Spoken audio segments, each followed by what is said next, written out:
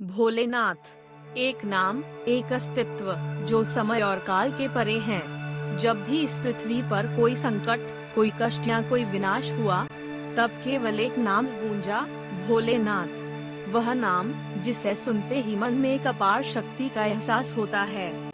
वह नाम जिसे सुनते ही भीतर की अदृश्य शक्ति जाग उठती है। आज हम जानते हैं, समझते हैं और महसूस करते हैं उस महादेव की महिमा को, जो केवल इस ब्रह्मांड के नहीं बल्कि हर जीव, हर आत्मा का रक्षक है। भोलेनाथ, जिनके दर्शन से जीवन की हर कठिनाई हल हो जाती है। वे जिस पर कृपा करते हैं, वह व्यक्ति जीवन में हर रुकावट, हर बुराई से पार पाता है।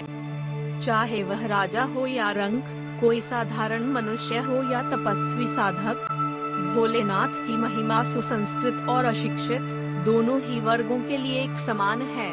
जब आकाश में घने बादल घुमड़ते हैं और तूफान उठते हैं, तब किसी भी व्यक्ति को अपनी मनोबल की याद दिलाने के लिए सबसे पहले जो नाम आता है, वह है भोलेनाथ। उनका स्वरूप एक साधारण मानव से कहीं अधिक है। उनकी महिमा का कोई अंत नहीं। वे स्वयं इस ब्रह्मांड के रचनाकार हैं। फिर भी उनका ध्यान केवल अपने भक्तों की भलाई में रहता है। उन्होंने अपने भीतर असीमित शक्ति समेटी हुई है। फिर भी उनका दिल इतना विशाल है कि वे हर किसी को अपने प्रेम और आशीर्वाद से नवाजते हैं। भोलेनाथ की महिमा केवल उनकी शक्ति में नहीं, बल्कि उनके विचारों, उनके आचार और उनकी शिक्षाओं में भी समाहित है। वह एक ऐसे देवता हैं, जो न केवल आकाश पाताल की शक्तियों का संचालन करते हैं, बल्कि हर जीव के भीतर बसी अदृश्य शक्तियों को भी जागृत करते हैं। उनका प्रेम, उनका आशीर्वाद एक अदृश्य चुंबक की तरह काम करता है। जिस भी भक्त ने उन्हें अपनी पूरी श्रद्धा और समर्पण से पुकारा, उन्होंने उस भक्त की हर कठिनाई को दूर कर दिया। लेकिन क्या आप जानते हैं कि भोलेनाथ की असली महिमा उनके रूप में नहीं, बल्कि उनके विचारों और निर्भीकता में छिपी है। उनके लिए यह मायने नहीं रखता कि आप कौन हैं, आप कहां से आए हैं। वे तो केवल अपने भक्तों की आत्मा की पुकार सुनते हैं, उनकी असली जरूरत को समझते हैं। इसीलिए वे अपने अस्तित्व को न केवल महिमा मंडित करते हैं, बल्कि यह भी सिखाते हैं कि सच्चा आशीर्वाद क्या होता है। भोलेनाथ के बारे में जितनी बातें की जाएं, उतनी ही कम हैं। उनके बारे में एक बात हमेशा ध्यान में रखो, जो भोलेनाथ से जुड़ जाता है, वह कभी भी हारता नहीं। एक उदाहरण लें, तांडव। जब सृष्टि के संहार की बात आती है, तो वह तांडव नृत्य में लीन होते हैं। यह नृत्य उनका संहार रूप है, जो किसी भी विपरीत शक्ति को समाप्त कर देता है। यह एक अद्भुत रूप है, लेकिन क्या आप जानते हैं कि इस तांडव नृत्य के पीछे भी एक गहरी बात छिपी है? यह संदेश है कि जीवन और मृत्यु एक साथ चलते हैं, और वही व्यक्ति सच्चा है जो इस दोनों के बीच का संतुलन समझ सके। एक और उदाहरण लें, समुद्र मंथन। समुद्र मंथन से अमृत की प्राप्ति हुई थी, लेकिन सबसे पहले जो विष निकला, वह था हलाहल। उस समय यह भयावह विष दुनिया के लिए विनाशकारी हो सकता था, और तब भोलेनाथ ने उसे स्वयं पी लिया। न केवल उसे पीकर अपने भीतर समाहित किया, बल्कि पूरी दुनिया को बचाया। यह कहानी उनके त्याग और बलिदान की है। यह दिखाती है कि कभी भी किसी संकट का सामना करने के लिए अपनी शक्ति को पहचानना जरूरी नहीं होता, बल्कि उस संकट को अथाह साहस और विश्वास से पार करना होता है।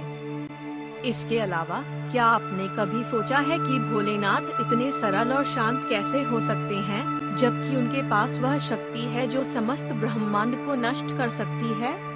इसका कारण यही है कि भोलेनाथ का हर रूप अपने भीतर एक गहरी साधना और तपस्या की मिसाल है।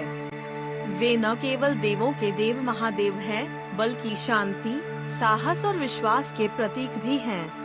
यह केवल उनका रूप नहीं, बल्कि उनकी जीवन दृष्टि भी बेहद अद्भुत है।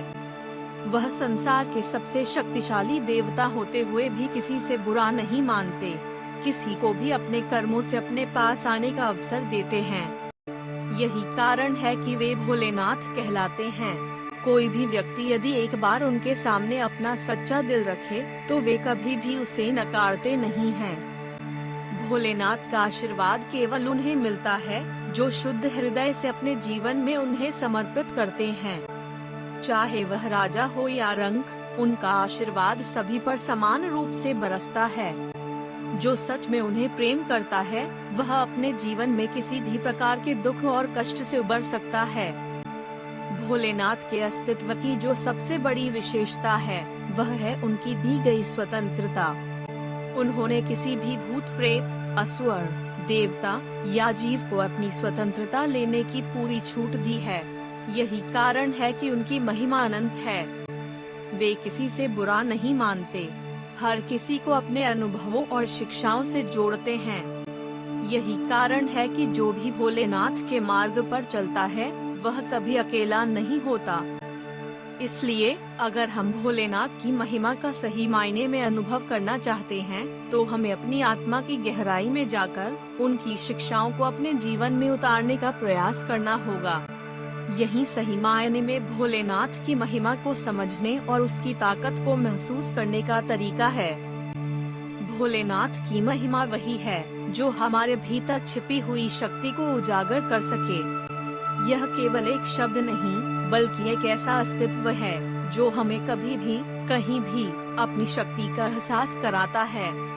यही तो है भोलेनाथ की असली महिमा, जो शब्दों से परे हमारी आत्मा में गहराई से बसी हुई है।